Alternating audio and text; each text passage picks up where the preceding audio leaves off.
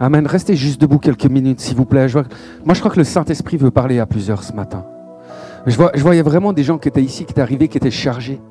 Vous aviez comme une boule à l'estomac, puis qu'à quelque part, il suffirait qu'on vous parle un petit peu pour que ça éclate en sanglots. Mais l'Éternel est en train de te dire ce matin, moi, j'ai tendu une main vers toi. Et je crois vraiment que le Seigneur aimerait en appeler certains à pouvoir saisir cette main. Parce que, tu sais, voilà, souvent, on a des théories, on a des principes. Mais tout un coup, dans des réalités, on se retrouve comme bien loin de lui. Et Jésus te dit ce matin, mon ami, je suis ce bon berger qui veut te prendre dans mes bras. Est-ce que ça parle à quelqu'un ce matin? On veut juste pouvoir étendre nos mains. Il y a des personnes qui sont là, il y a des personnes ici. Est-ce qu'on peut étendre nos mains vers le allez, étendons vers le ciel. On veut demander au Saint-Esprit qui libère sa grâce, simplement. Le Saint-Esprit veut répandre une huile d'amour et une onction de joie sur ta vie.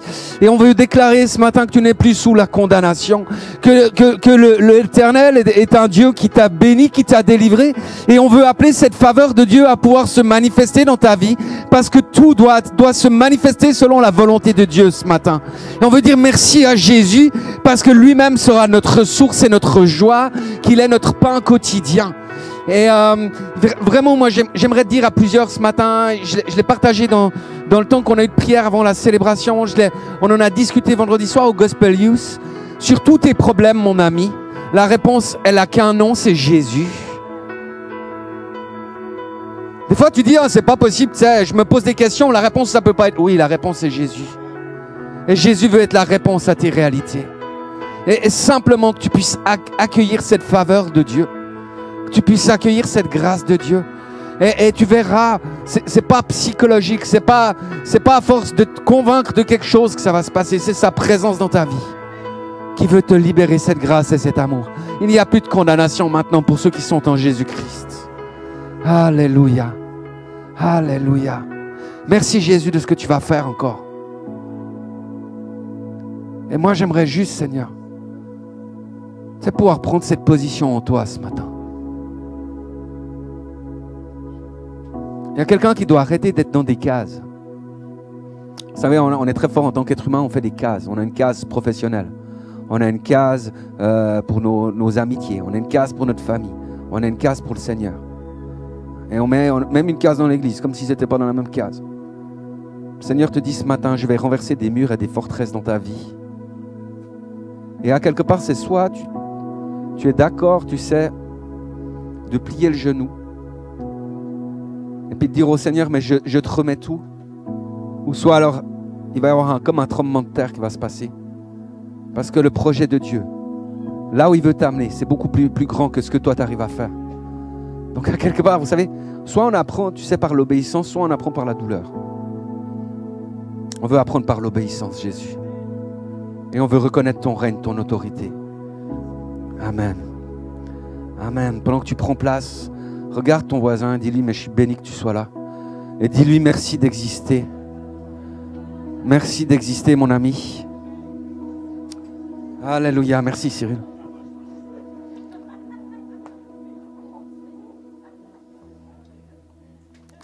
On va être aujourd'hui dans le 4e volet de notre série sur les armes de Dieu. 4 déjà, c'est pas mal, hein? Et puis, vous savez, en discutant, moi j'ai Emmanuel Prudent qui m'a dit, tu sais ce que tu devrais faire, c'est dimanche matin?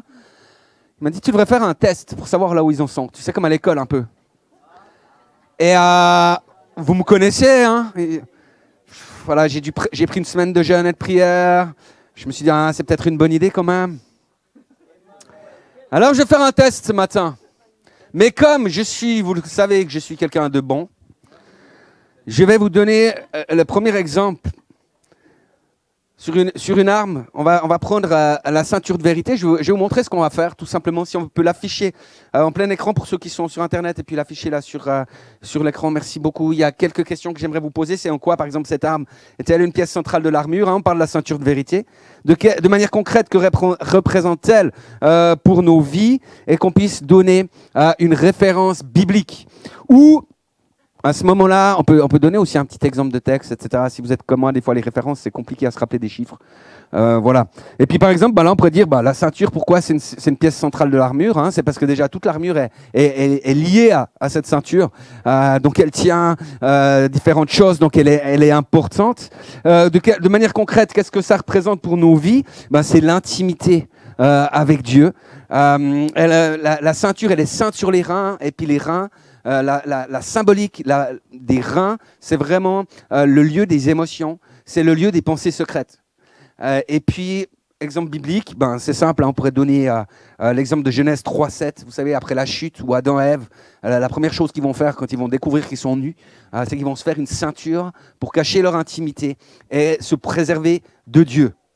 C'est pas compliqué, hein? Qui c'est qui dit j'aurais pu avoir plus ou moins, j'aurais pu répondre plus ou moins à ça? Il n'y en a pas beaucoup, hein, les gars.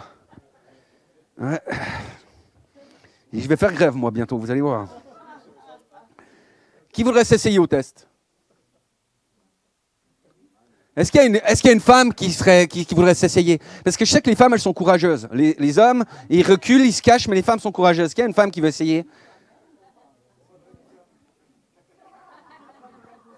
Il n'y a personne. Bon, alors on va prendre Manu, d'accord? Qui est d'accord pour Manu? Viens Manu. Ah ouais, viens. Par contre, je suis pas... Alors honnêtement là, vous jouez petit sirop. Hein. Petit sirop. Regarde ton voisin, tu lui dis petit sirop ce matin. Ok. Alors, on va mettre... tu peux mettre les questions suivantes, s'il te plaît. On peut les afficher aussi en plein écran pour ceux qui sont sur le net. Et on a donc 3 questions qui viennent. C'est quelle est la signification spirituelle des pieds? Quel est le signe que nous avons été mordus au talon? Et donner une référence biblique. À toi de jouer. Ou un exemple, t'as compris. Au secours. Non, je déconne. Alors, la signification spirituelle des pieds, j'aurais dit que c'est l'organe, le membre qui foule le sol quand on veut prendre du terrain. Et puis voilà ce que j'aurais dit. C'est exactement ça, ce qui veut dire que les pieds, c'est un lieu d'autorité. Franchement... Alors, le signe de la morsure, c'est quoi? Mais c'était facile. La morsure, c'est que... c'est que le... Qu'est-ce qui montre finalement qu'on a été mordu? Ce qui montre. Ouais, le signe, comment est-ce qu'on voit qu'on a été mordu? Qu'en gros, il y a notre vie est marquée par le péché. En gros, oui. Ouais. Alors c'est en gros, mais on parle des chaussures du zèle. Donc quand tu as de l'apathie spirituelle, que tu n'as plus de passion pour les choses de Dieu, que tu n'as plus de passion pour les choses de l'Église, c'est un mauvais signe. C'est que tu étais mordu et qu'il y a un venin qui est en train de se répandre déjà dans tes veines. Et voilà, c'est vraiment l'action du venin, du serpent dans nos vies. Et donc, tu as des idées de références bibliques ou d'histoire là derrière?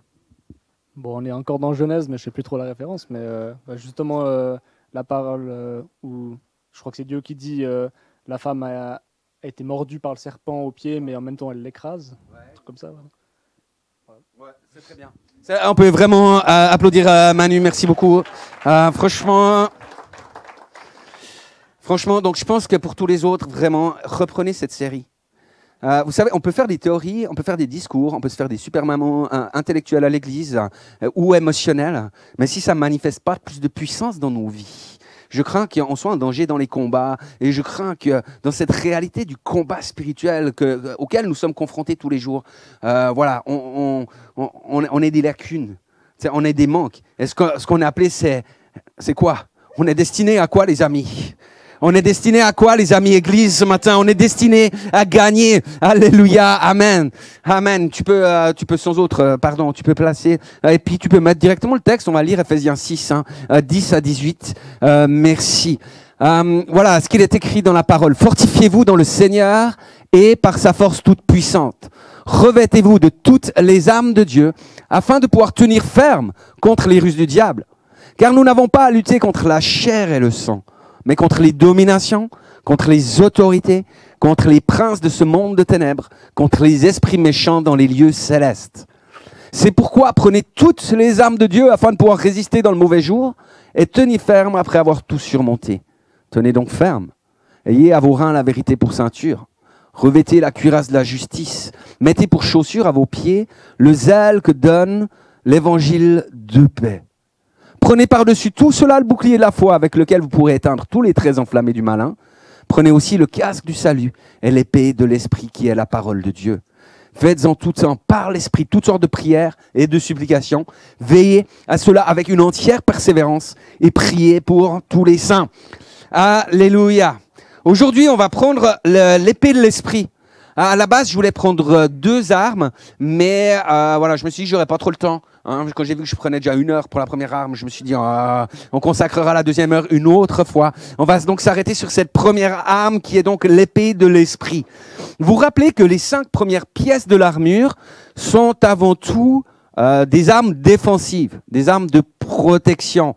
J'ai souligné que le bouclier de la foi, il pouvait aussi être utilisé pour faire des percées. Je donnais l'image des CRS. Vous savez, dans les manifestations, ils prennent le bouclier, puis ils avancent, et tu peux faire des percées avec le bouclier de la foi.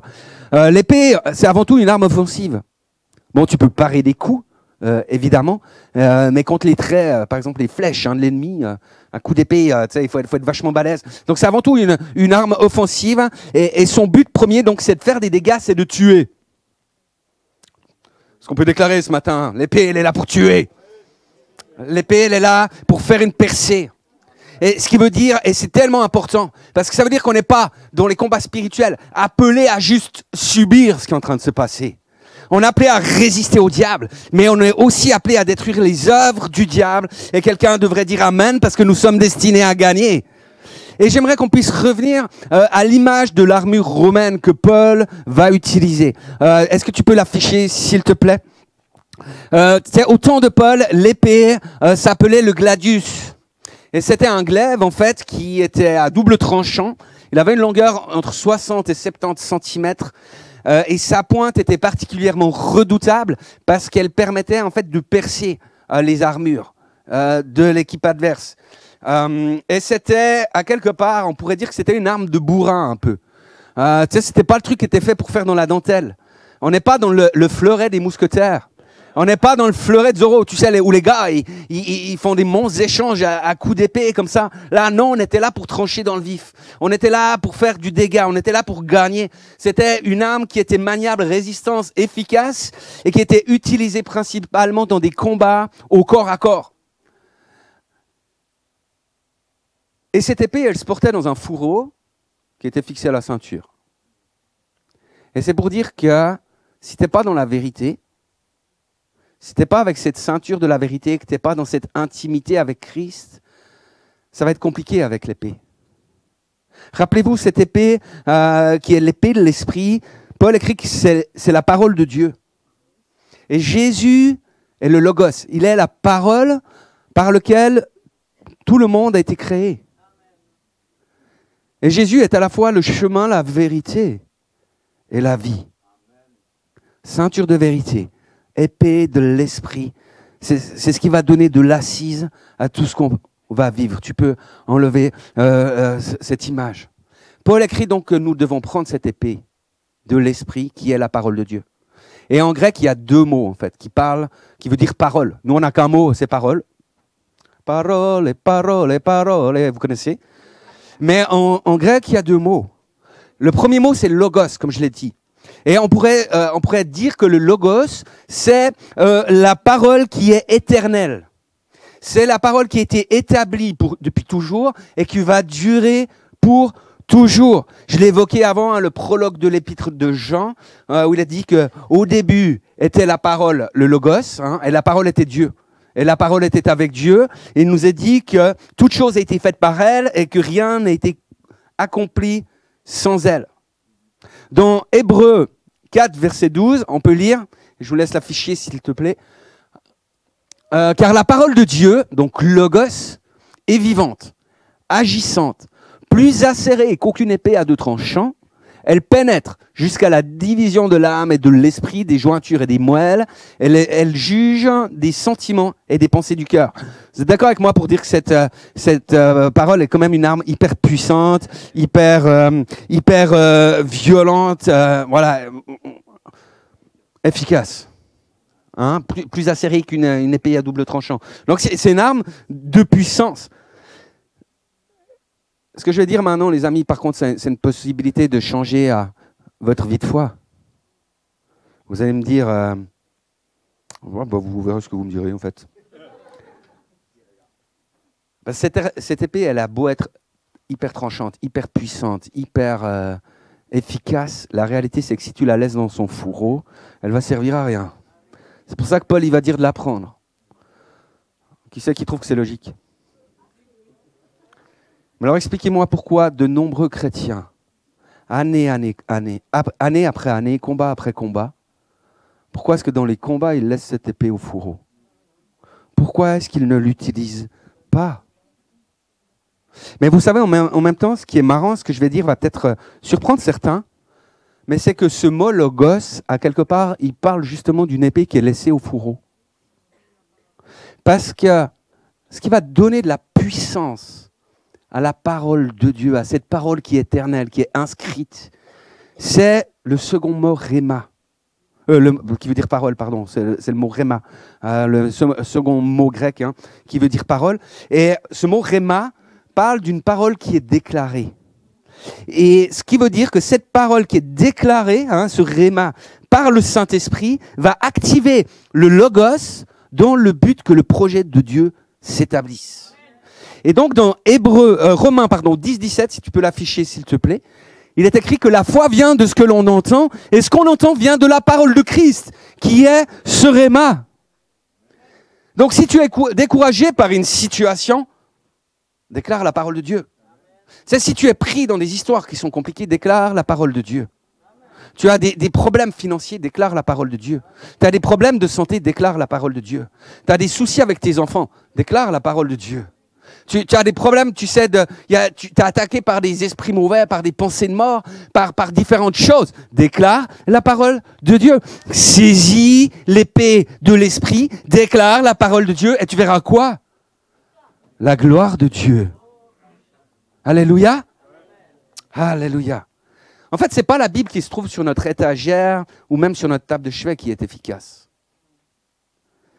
C'est quand on met ces versets dans nos bouches, qu'on les proclame avec hardiesse. Et c'est à ce moment-là que l'épée devient une arme puissante, une arme redoutable aiguisée à double tranchant. Et quelqu'un devrait dire amen à cela. Quelqu'un devrait saisir cela. J'aimerais vous ramener dans une histoire qu'on trouve dans l'évangile de Luc au chapitre 22. Et en fait, c'est l'histoire où, vous savez, non, c'est pas ça. Ah non, c'est moi qui la raconte l'histoire.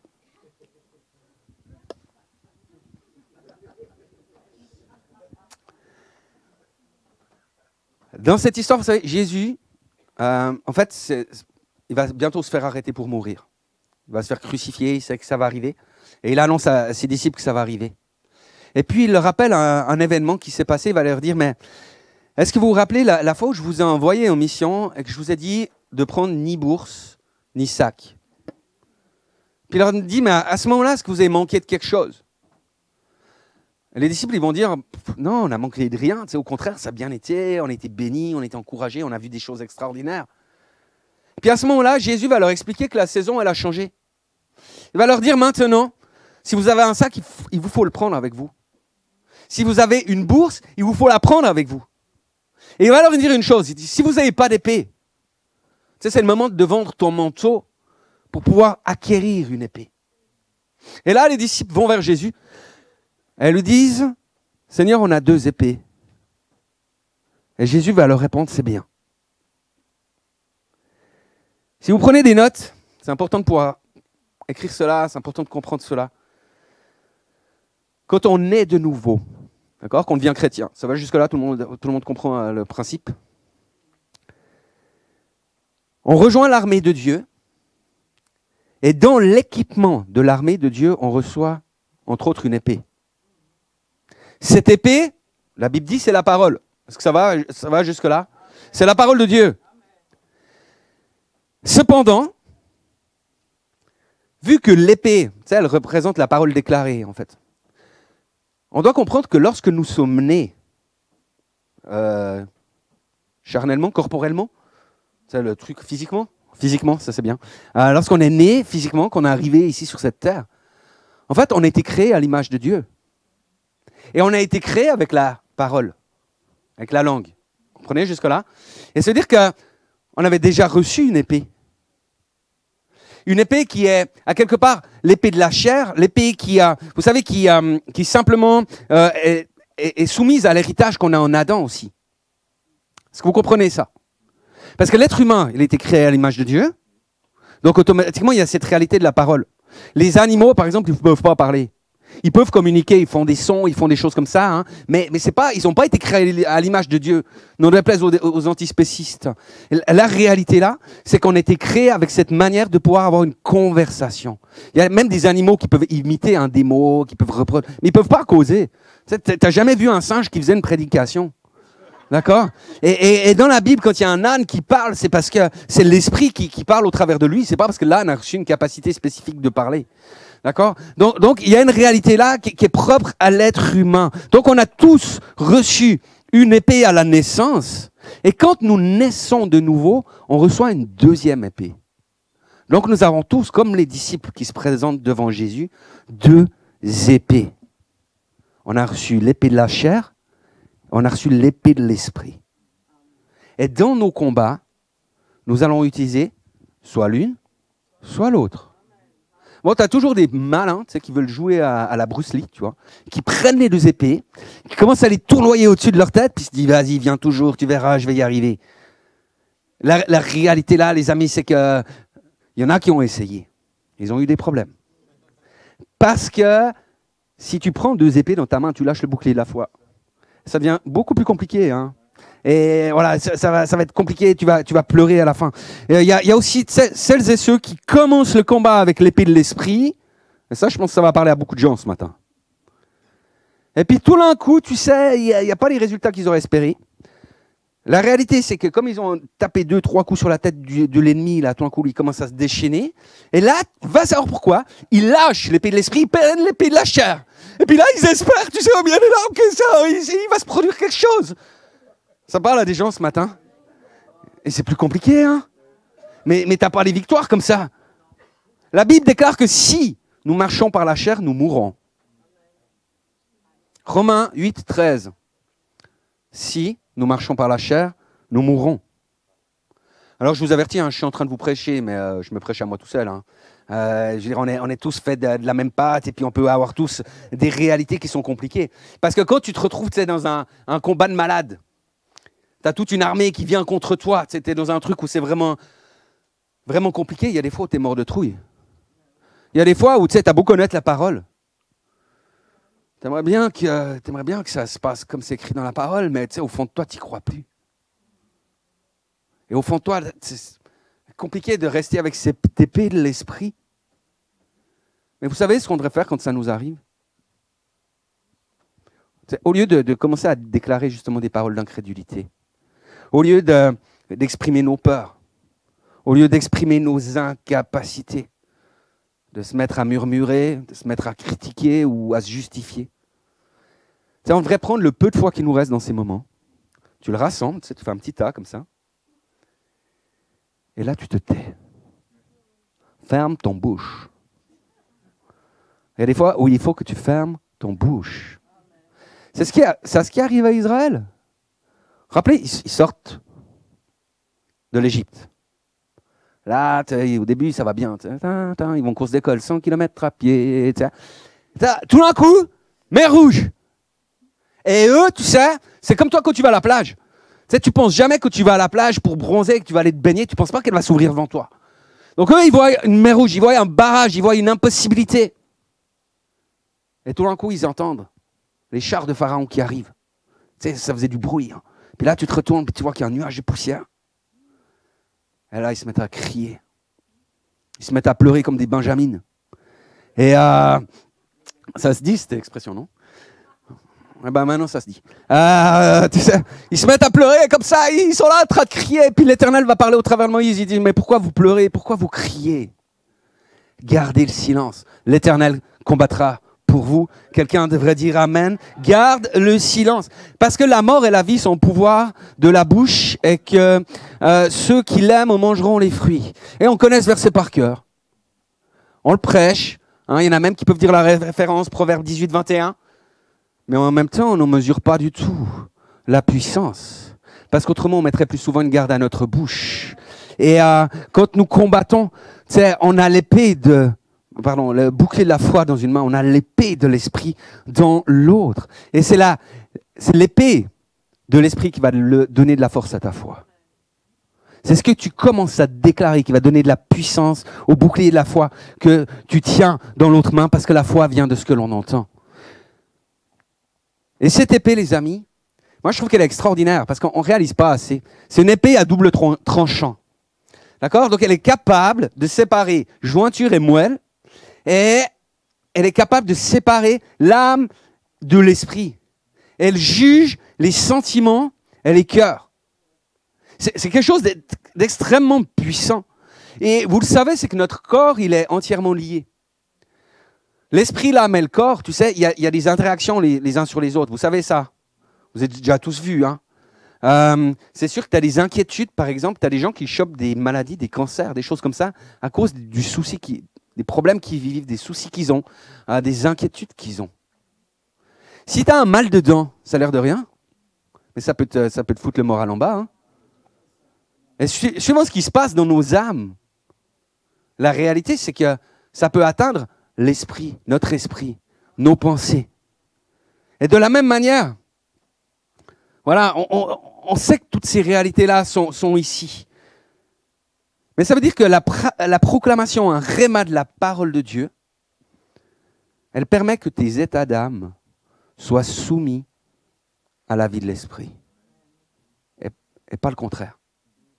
Ça coupe, ça sépare, ça fait une différence. C'est-à-dire que par la parole, la proclamation de la parole, du réma, de la parole de Dieu, ton corps, tes muscles, tes os, ta santé, ta prospérité, ton futur, ta vie, la durée de tes jours même, sont alignés à la volonté de Dieu. À la volonté seule de Dieu. Et il y a un troisième effet qui se coule à tout ça. Et ce n'est pas des moindres. Quelque chose qui est hyper puissant. C'est que ce que je déclare, ce n'est pas juste une théorie. Là, je suis en train de parler, les amis, je suis en train de donner des rémas de la parole de Dieu. Ce n'est pas une théorie. C'est pratique. C'est vrai, c'est concret. Je me rappelle de gens qui me disaient, oui, c'est bien joli, ça c'est le principe de la Bible, mais concrètement, comment ça se passe? Concrètement, ça se passe dans le réma. Concrètement, ça se passe comme ça. Parce que y a une manifestation parfaite de la volonté de Dieu qui se fait lorsqu'on déclare. On a dans notre main le bouclier de la foi. On a dans l'autre l'épée de l'esprit qui est la parole de Dieu. Vous savez, ça fait la 4e fois qu'on lit. On est au mois de mars, hein, 3e mois de l'année. Ça va jusque-là? Ça fait la 4e fois qu'on lit ce texte un dimanche matin, d'Éphésiens 6. On l'a pris encore dans la semaine de l'unité. C'est-à-dire, on connaît le truc par cœur. Qui c'est qui connaît ça par cœur à peu près? On est d'accord, hein? Et puis, la réalité, c'est qu'on l'a tellement lu, tellement relu ce matin que moi, je m'étais dit, est-ce que je le prends, est-ce que je le prends pas? Les armes, c'est quand même assez simple. On a compris comment ça se passait. La ceinture, elle se met où? Sur les reins, c'est juste. Le casque, tu le mets où? Sur la tête. Vous êtes vraiment, il y a un niveau dans cette église, les amis. Alléluia. Les chaussures, on les met où les chaussures? Aux pieds. Exactement. Et l'armure, qu'est-ce qu'elle protège? Le cœur. Oh, alléluia. Ça c'est une église qui connaît la parole. Puis en même temps, tu sais, il y a jamais personne qui s'est dit, ouais, alors c'est assez logique, on met le casque sur la tête, etc. Tout le monde dit, c'est un peu un béa, on est un peu dans le béaba, d'accord, il n'y a pas un niveau de fou non plus. Mais il n'y a jamais personne qui s'est demandé pourquoi la parole, elle se tenait dans la main. Vous avez déjà réalisé ça? On en a parlé au Gospel Youth l'autre soir. Alors tu sais, ils sont très spirituels, nos jeunes, hein, ils ont été bien éduqués, bravo les parents. Vraiment, on veut vous encourager. Ils ont dit, mais oui, c'est normal parce que la parole, on n'avait pas lu le texte, mais la parole, c'est l'épée de l'esprit à double tranchant, etc. Donc c'est logique. Mais la parole, c'est aussi une lampe à mes pieds. Alors pourquoi pas, tu sais, dans cet exemple-là où il y a les pièces de l'armure, tu sais, pourquoi pas il dit que la parole est un clairon ou une trompette? Ce serait en lien avec la bouche, tu sais, ou un mégaphone antique. Tu sais, mais il devait y avoir des trucs, tu sais, quand même. Pourquoi est-ce qu'il ne parlait pas de ça? Pourquoi il se parle des mains? Mais c'est justement parce que la parole, c'est quelque chose de concret. Parce que la parole, c'est quelque chose de pratique. La parole de Dieu déclarée est quelque chose de pratique et de puissant. Dieu a tout créé par sa parole. D'accord? La parole était là depuis le commencement. L'esprit planait à la surface de l'eau. Et quand Dieu dit, l'esprit se met en mouvement et tout est créé. Et tu crois que ça va se passer d'une manière différente dans ta vie? Hébreux 11, verset 1, et là tu pourras laisser le slide après, il déclare que la foi est une ferme assurance des choses qu'on espère, une démonstration de celles qu'on ne voit pas. Vous savez, quand je commence à déclarer la parole de Dieu, à déclarer les choses que j'espère, la plupart du temps, au début on ne le voit pas, on ne voit rien, ça ne produit pas d'effet. Au début, on est là. Vous savez, je vais vous donner un exemple pour que ça soit clair pour tout le monde. Personne ne mange de la salade par plaisir.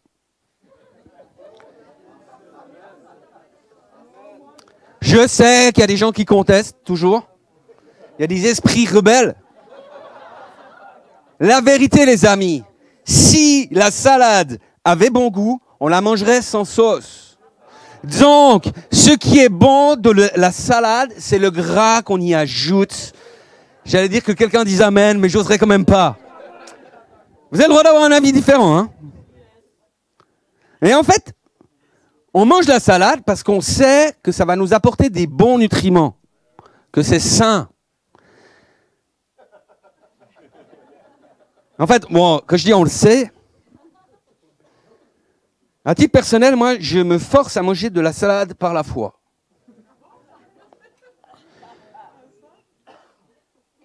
En vue de ce que ça devrait m'apporter. D'accord? Parce que voilà, c'est quelque chose qui est censé être sain, etc. Même si dans la réalité, même la plupart des nutritionnistes qui parlent, ils n'ont jamais, eux, testé eux-mêmes, scientifiquement, éprouvé scientifiquement que c'était bon pour le corps. En fait, la plupart, ils sont en train de vous dire des choses qu'on leur a dit que c'était. Mais à titre personnel, moi, je le fais quelque part. C'est là où je dis il y a la foi, parce que je ne sais pas, je ne l'ai pas testé. Je ne peux pas vous dire chimiquement ce que ça va produire. Et tous ici, vous comprenez ce que je veux dire ou pas? Les amis, dans notre vie chrétienne, il y a des choses qu'on espère. D'accord? Et normalement, attendez, je vais revenir. Notamment, plutôt, par exemple, on espère au niveau des guérisons. On espère au niveau des délivrances, on espère des miracles, etc. Et on a tous prié pour des malades, par exemple, pour lesquels on n'a pas vu d'accomplissement. Ça va jusque-là? Et dans ces moments, c'est très vite fait de prendre l'épée de la chair. Et puis de commencer à vouloir expliquer pourquoi ça n'a pas marché, ou se trouver des excuses, de trouver des justifications. On peut être aussi découragé à cause de ça. Se dire, j'ai prié toutes mes forces. Il n'y a rien eu. Tu peux être découragé, tu peux être en colère. Tout ça fait partie de l'épée de la chair. On peut faire aussi comme le diable. Il y a beaucoup de gens qui font comme le diable. Vous savez, le diable, il a pris la parole de Dieu, il a voulu aller tenter Jésus, il a pris la parole de Dieu et avec des versets bibliques, il a fait dire le contraire de la parole de Dieu. Il y en a qui vont toujours te dire, tu en trouveras toujours qui diront oui, c'était pas la volonté de Dieu. On connaît tout ça.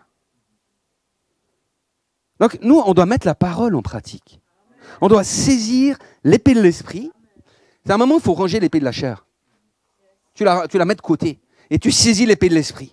Et on va commencer à déclarer la parole de Dieu. C'est-à-dire que la parole de Dieu. C'est les choses qu'on espère. Y a pas besoin, on a lu que la parole, elle est efficace, elle est tranchante, elle est puissante, comme une épée à double tranchant, qu'elle a la capacité de séparer jointure et moelle, qu'elle a la de pouvoir séparer l'âme de l'esprit, qu'elle juge les sentiments et les cœurs. Donc elle est assez puissante en elle-même. Il n'y a pas besoin d'interprétation, il n'y a pas besoin de rajouter quelque chose, d'enlever quelque chose. Même si tu ne comprends pas, on s'en fout, c'est la parole qui est puissante. Donc, commence à déclarer les choses qu'on espère. On prend les promesses de guérison qui sont dans la Bible, on les déclare comme étant la vérité. Et avec cela, les amis, on va faire quoi? On va affermir notre âme. On va affermir les choses qui sont là. Et même si on verra pas l'effet tout de suite, c'est comme pour la salade quelque part, hein, on continue. Et ce qui était une espérance va devenir une ferme assurance. C'est Hébreux 11. Ça va devenir une ferme assurance. Et quand tu as cette ferme assurance, tu recommences à prier pour les guérisons. Tu commences à déclarer des miracles. Tu commences à reprendre une position de foi. Et même si tu vois rien immédiatement, les choses sont une ferme assurance. Tu connais Jésus. Et tu sais que le bon berger,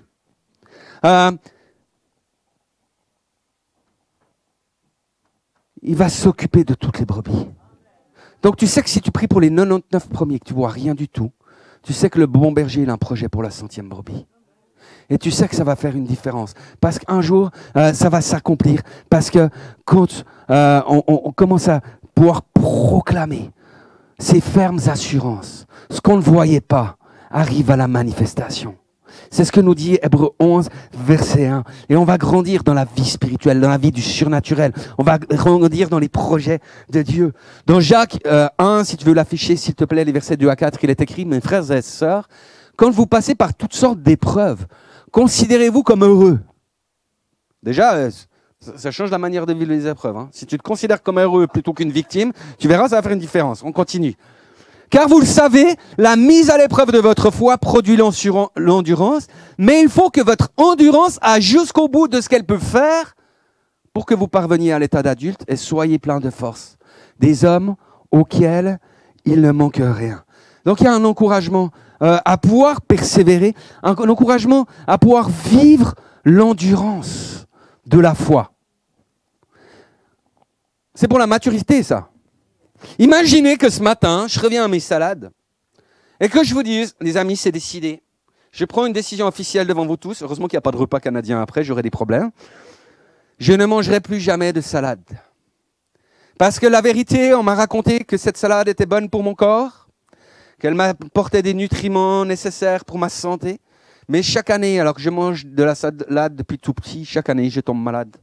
Je chope des refroidissements, je chope des grippes. Donc, moralité, la salade ne fait pas son effet. Donc, ça ne marche pas. Vous diriez quoi? Ouais, bon, c'est un peu excessif, hein, déjà. Mais après, vous direz quand même que je suis un type un peu immature et puis un peu puéril, non?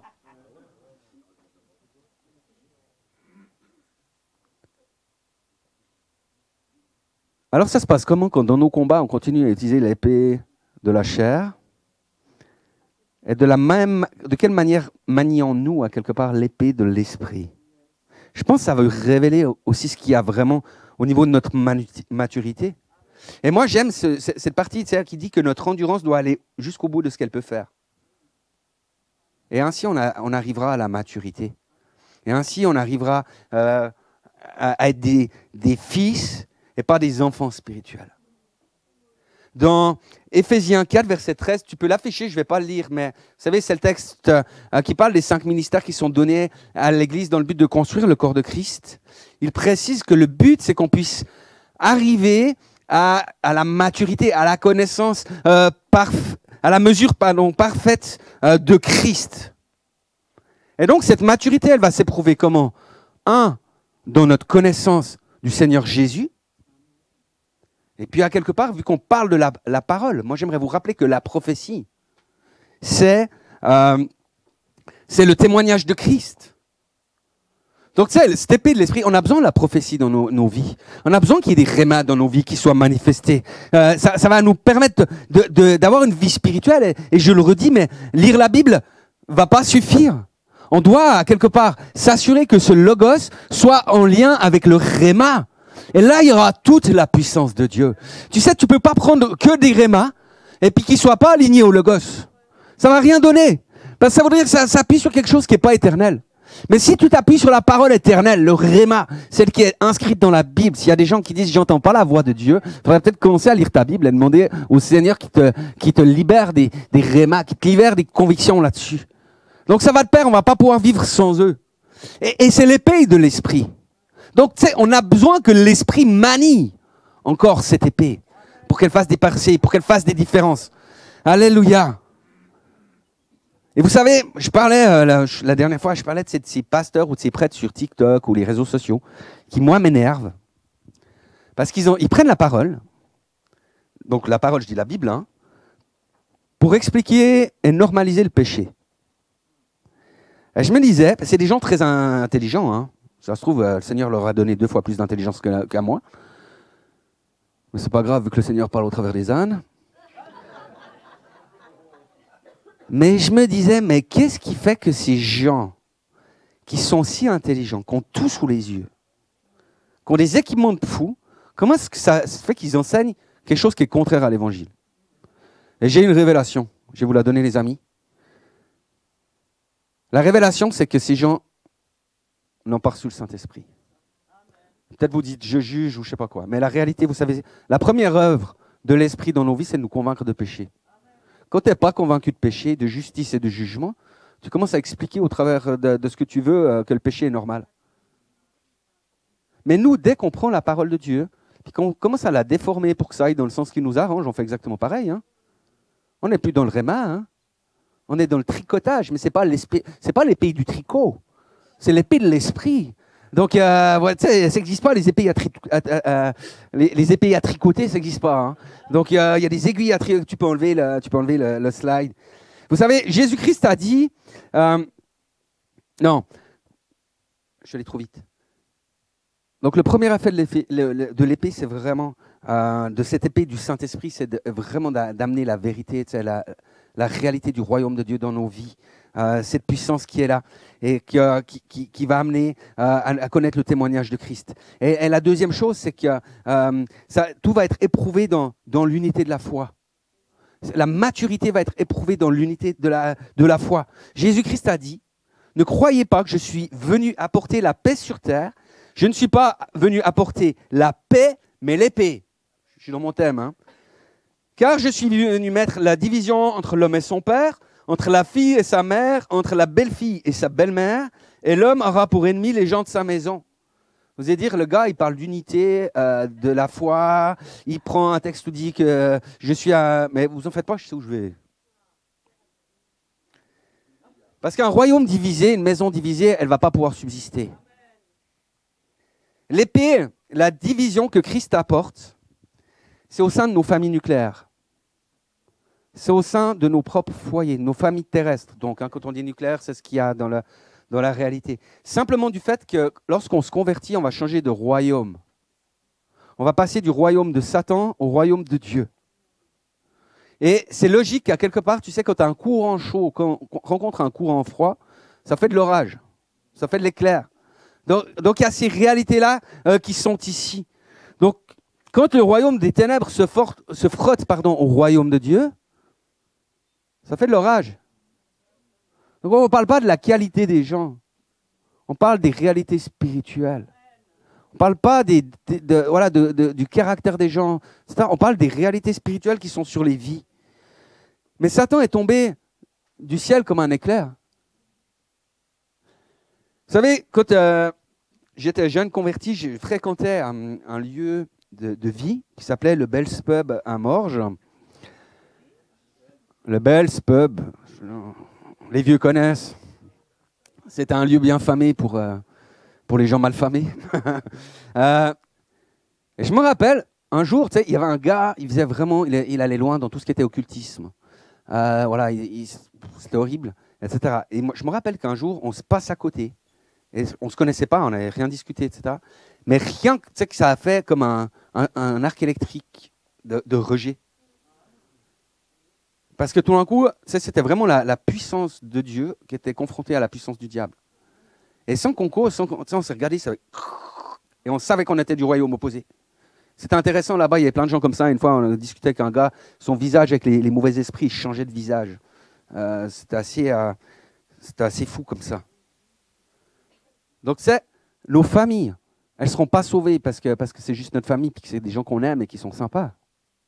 On ne sera pas au ciel avec notre famille terrestre. On sera au ciel avec notre famille spirituelle. Après, si on a des gens de notre famille terrestre qui se convertissent, alors c'est parce qu'ils appartiennent à la famille céleste qui seront sauvés. Et donc, c'est important de pouvoir comprendre ces choses-là. Parce que Jésus il va comparer l'Église avec l'épouse. Et vous serez d'accord avec moi pour dire que le fait de vivre d'être une seule chair, ça veut dire qu'on fait plus qu'une colocation. Vous avez déjà remarqué, le mariage, c'est pas une colocation. Hein? Et puis être une seule chair, c'est pas quelque chose qui se limite aux relations sexuelles. Hein? C'est pas ça. Être une seule chair, c'est avant tout la question d'alliance. Et c'est la puissance de l'alliance. Alors, aller à l'église ensemble, les amis, je vais vous dire une chose, c'est normal. Quand on fait les choses dans l'ordre, on se marie, après on va vivre ensemble. D'accord? Ça, c'est logique. Donc, quand on se convertit, on va à l'église ensemble, c'est logique. Mais là, on ne fait pas encore une seule chair. On parle d'unité. On est juste ensemble dans un lieu. C'est l'alliance qui va faire la différence. Et l'alliance va faire que, même tu t'accordes, parce qu'au début, on va dire ça aux futurs mariés, tu te retrouves avec une femme avec qui tu n'as jamais vécu. Ben, la vérité, c'est qu'il y a des fois, il y a des trucs où tu ne faisais pas comme ça. Hein. Surtout ta maman. C'est ça? Ta maman, elle ne cuisinait pas le truc de la même manière que ta femme te le cuisine. Tu vas dire, ma mère, elle ne faisait pas comme ça. Elle n'aime pas trop. Hein. Vous avez déjà, il y en a contesté. Elles n'aiment pas trop les. Je dirais, elle dit, bah, retourne chez ta mère, etc. Non, ça veut dire quoi? Mais parce que tu as fait alliance. Parce que tu as fait alliance, en fait, ce qui se passe, c'est que tu décides de construire des choses ensemble, les aligner. Tu sais, de fonder ton propre foyer. L'homme va quitter son père et sa mère pour s'attacher à sa femme. Donc l'homme, il décide de plus dire que sa mère faisait comme ça. L'homme, il décide de dire avec ma femme, on va faire comme ça. Et on va créer quelque chose. Mais tu sais, je vois trop de situations conflictuelles où à quelque part, tu sais, en tant que chrétien, tu as des mecs, ça fait des années qu'ils sont chrétiens, mais tu as un conflit, puis ils réagissent comme des gamins. Tu sais, puis si tu vas causer, tu dis, c'est qu'à commencer. On est comme ça. C'est vrai ou c'est pas vrai? Mais parce qu'on a tendance à prendre la mauvaise épée pour régler les conflits. L'épée de la chair. Et le problème, c'est que là, on va créer une division qui sera voulue par l'ennemi et pas par le Seigneur. La division qu'apporte le Seigneur, comprenons bien, c'est par rapport au royaume. Le diable, lui, il veut diviser à l'intérieur du royaume. Et ça va commencer par des cœurs divisés. C'est par des cœurs qui sont un peu, voilà, qui sont plus tout à fait avec, qui ont pris des distances. Et puis cette distance du cœur va se manifester dans une distance physique. Et au lieu de faire corps dans l'unité, au lieu de demeurer dans cette alliance, d'honorer l'alliance, en fait, la distanciation, ce qu'elle va faire, c'est qu'elle va enlever de la puissance. On sera là en train de brandir l'épée de la parole, puis on va donner des coups dans l'eau, parce qu'il n'y aura plus cette unité de la foi. Et puis Satan, lui, il a le champ libre. Il y va, hein. Il met les pieds, hein. Et il ne va pas se gêner pour attaquer, pour démonter. J'aimerais demander à l'équipe de louange de venir, s'il vous plaît. J'aimerais vous parler d'un homme qui se croyait très spirituel, mais qui un jour a pourtant pris la mauvaise épée. Au moment où les soldats sont venus arrêter Jésus, il a saisi l'une des épées et il a coupé l'oreille du serviteur du grand prêtre. Cet homme, c'était l'apôtre Pierre. Entre nous soit dit, c'était un homme exceptionnel, l'apôtre Pierre. Hein? Il y a des choses qu'il a fait avant et après la résurrection de Jésus qui sont juste extraordinaires. C'est un homme exceptionnel. Hein? Mais au moment là, il a pris la mauvaise épée. Et j'aimerais vous donner un témoignage.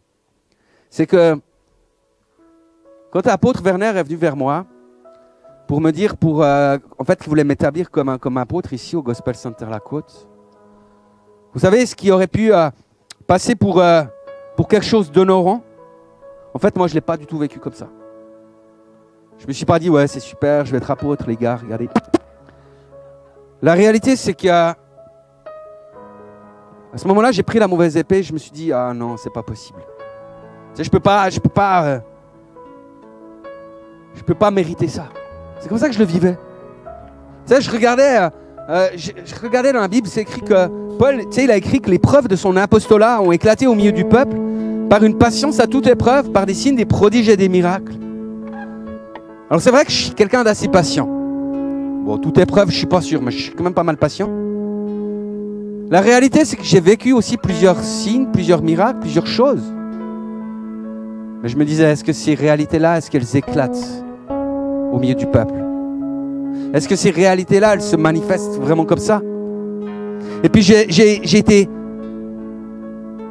voir apôtre Werner, j'y en ai parlé, puis lui voyait les choses d'une autre manière. Parce qu'il avait une bonne épée. Et il m'a suggéré de pouvoir prendre la bonne épée pour ça. Il m'a dit, mais devenir apôtre à quelque part, c'est pas un titre honorifique, c'est pas une récompense, c'est un ministère. Et dans tout ministère, il y a un prix à payer. Dans tout ministère, il y a des lots de combat, il y a des victoires, il y a des possibilités d'évoluer, de grandir. Et vous savez, aujourd'hui, quelque part, je suis un apostolat ici, c'est quoi? On est quoi? 150 membres de l'église, je ne sais plus par cœur les chiffres, mais c'est à peu près ça. Mais avec la bonne épée, les amis, le Seigneur m'a dit, mais le but c'est 1000 membres. Le but c'est 1000 membres. Le but c'est pas 150, le but c'est 1000. Parce que le Seigneur il fait multiplier. Le Seigneur il fait grandir les choses. Même si aujourd'hui on ne les voit pas. Et vous savez ce que je crois? Moi je crois vraiment qu'il y a, à quelque part j'ai envie de dire, une onction spéciale sur le ministère apostolique. Parce que la Bible dit que beaucoup de miracles et de prodiges se faisaient au milieu du peuple par les mains des apôtres. Le Seigneur m'a appris quelque chose et vous allez voir où je veux en arriver avec cela.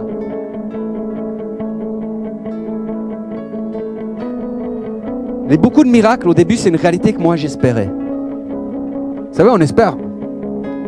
On espère à ça. Et des fois, on espère à des choses, mais elles ne sont pas comme une ferme assurance dans nos vies.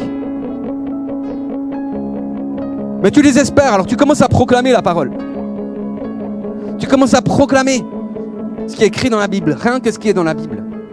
Et aujourd'hui, pour moi, les choses, elles sont une ferme assurance. Je sais qu'on va vivre beaucoup de miracles. Je sais qu'on va vivre beaucoup de prodiges. Je sais que ce ne sera pas qu'au travers de mes mains, parce que je connais comment ça se passe dans le monde spirituel. Je sais que Dieu veut utiliser chacun d'entre nous. Parce qu'on est dans une gouvernance apostolique.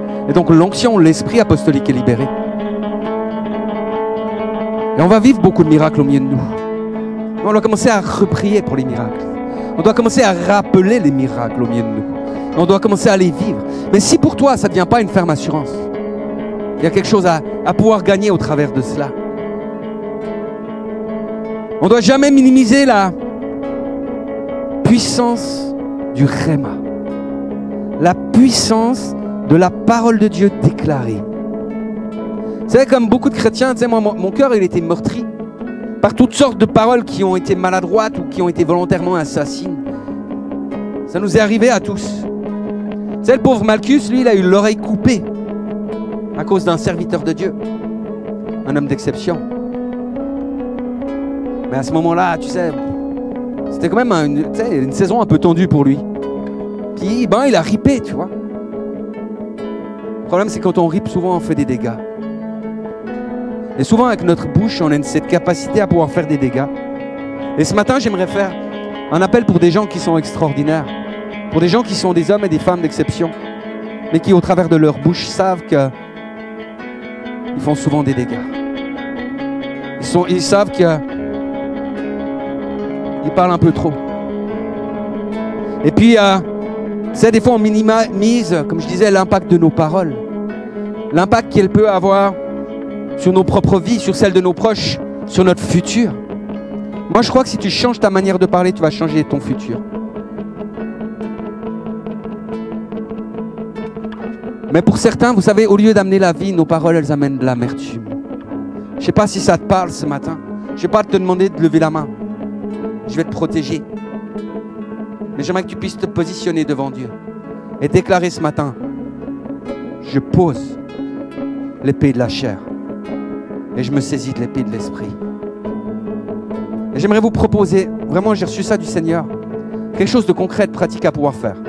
Alors je sais que vous savez, la plupart ils ne vont pas le faire. C'est dommage. C'est votre problème, c'est votre vie. Mais ceux qui veulent le faire, vous verrez, vous allez voir une différence dans vos vies. La première chose, c'est que tu sais, quand il y a quelque chose où tu as envie de réagir, Fais ce que la parole dit.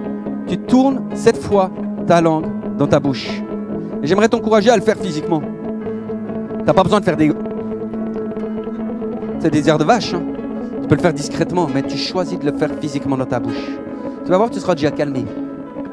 Après 7, tu seras déjà calmé. Ensuite, tu vas devoir parler. Tu ne peux pas rester. C'est 7 fois, hein, c'est pas 25 fois. Donc, il y a un moment où tu dois parler. Et j'aimerais te dire, soit tu arrives à libérer des rémas de la part de Dieu, soit tu fermes ta bouche. Et tu vas plier le genou devant le Seigneur. Soit tu libères des rémas, soit tu fermes ta bouche. Je sais, je l'ai dit avant, la plupart vous n'allez pas le faire. Mais ceux qui vont le faire, vous allez voir une différence. Je vous dis, dans les 10 jours, vous allez voir la manifestation du royaume de Dieu commencer à s'établir dans vos vies. Dans les 2 mois, votre vie et celle de votre entourage aura changé. Et ceux qui le font, les amis, j'aimerais vous dire, venez vers moi. Venez me raconter ce que Dieu a fait. Parce que je sais la puissance qu'ont les rémas. Tu sais, parce que Dieu est fidèle. Et que la foi va activer tout cela. J'aimerais parler aussi à des personnes qui ont été blessées. Blessées par des paroles. Et notamment par des paroles qui ont été données par des gens qui étaient en autorité. Ça peut être des pasteurs. Ça peut être des parents. Ça peut être, tu sais, des profs d'école. Ça peut être, voilà, plein de gens qui ont été en autorité. Vous savez, je vous disais, Pierre était un homme extraordinaire. C'était un homme de Dieu. C'était un ministère puissant. À un moment, il a coupé cette oreille. On doit comprendre que les paroles, elles ont un pouvoir de vie et de mort sur nos vies. Et il y a des gens qui vivent, tu sais, comme placés sous des malédictions depuis des années. Parce que ces paroles, tu sais, même si à quelque part ils disent non, mais aujourd'hui ça ne fait plus rien. Mais ces paroles, elles ont comme déformé la manière dont ils pouvaient se développer et grandir. Et j'aimerais vous dire que ces blessures, elles ont une capacité, ça nous rend sourds à la voix de Dieu. Et il y a plusieurs qui n'entendaient pas la voix de Dieu à cause de blessures qui ont été données comme ça. Malchus, son oreille a été coupée. Et c'est pas pour rien.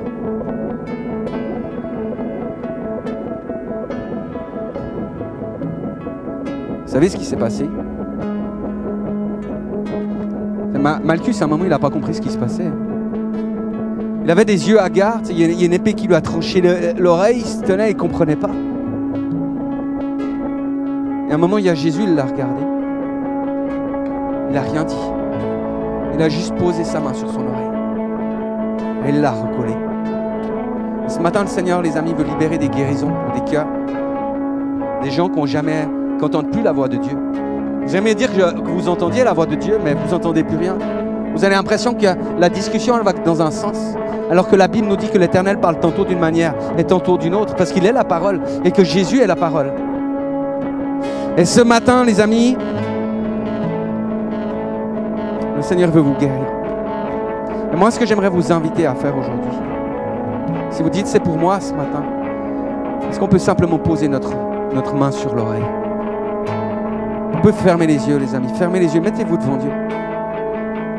Ce matin, l'Éternel t'appelle et te dit, mais je veux te guérir.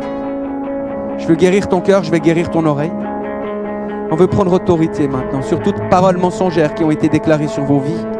Et on veut leur demander d'être soumises maintenant à l'autorité de Jésus. On veut vous demander de pouvoir libérer la puissance de Dieu. Que chaque parole qui ont été déposées soit brisée maintenant. Et que les paroles de paix, les paroles de vie viennent de la part de Christ sur vous maintenant. Je vais prendre autorité sur chaque parole et annihiler leur effet dans le nom de Jésus-Christ. Merci Seigneur parce que toi tu connais le chemin des cœurs. Et merci parce que tu libères ta paix et ta grâce maintenant. Tu es celui qui guérit les cœurs brisés. Est-ce que tu peux dire simplement maintenant, tu sais, aligner vraiment des paroles réma sur ta vie, puis dire simplement, l'Éternel me guérit. L'Éternel touche mon cœur.